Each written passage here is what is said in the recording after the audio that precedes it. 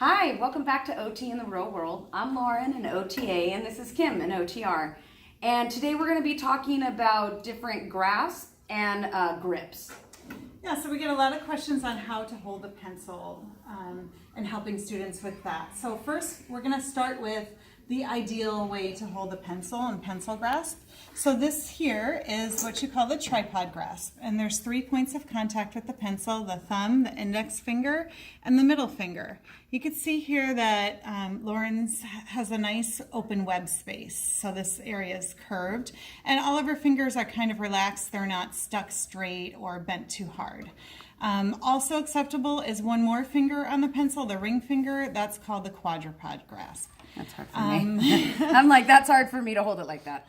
So either of these are considered functional and acceptable. The nice thing about them is that they allow the pencil to have a lot of control, and your hand is using primarily the muscles that are contained within the hand. So you're not putting in any extra stress or strain.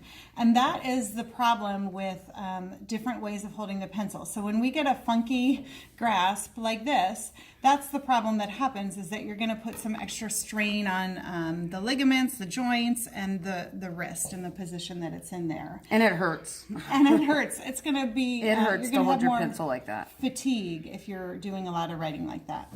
So let's show you some of the pencil grips that are out there. These 3 here are probably my favorite pencil grips to start with, because they're the most foolproof. And this one in particular, I believe it's called the crossover grip. I think I got it from Amazon.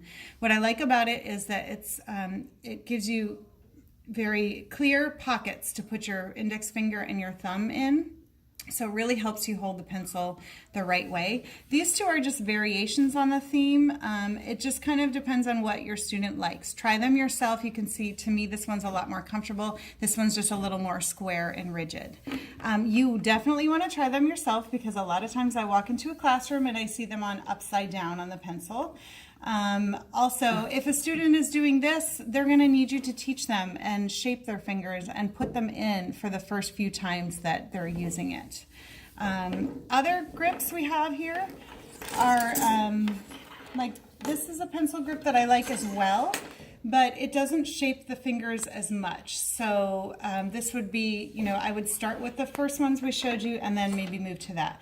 Most of these have a little R and an L on them. So the R is for your thumb if you're right-handed, and then you would put the L, put your thumb on the L if you're left-handed. Again, this one I see upside down on pencils all the time, so make sure you try it. Sometimes there's an arrow pointing to the bottom as well. Here's a few different ones that can help with just certain other problems you're having. This one, just again, what they all have in common is we're trying to get these 3 fingers mostly in control of the pencil. So this one guides the index finger. This one gives you a little hook to put your middle finger on. And this one we call the claw. It guides the 3 fingers as well. There's a T for where the thumb goes. This is a nice one for when you have floating fingers, like you don't want these little fingers to float. This one gives you something to hold on to. You could also give your student a pom-pom or a penny to hold on to. And finally, here's a nice cheap one.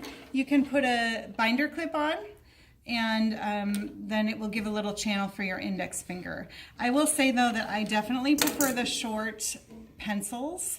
For little hands need little pencils. So that's some general advice. And what we want to say, again, is that this is not a prescription for any particular student. We're not talking about any one of our students in particular. You don't have to have special needs to use these grips. This is just good practice for all children, and just some general advice that you could use if you see some funky hand positions in your classroom. So thanks for joining us. And don't forget to hit like and subscribe. Thanks again.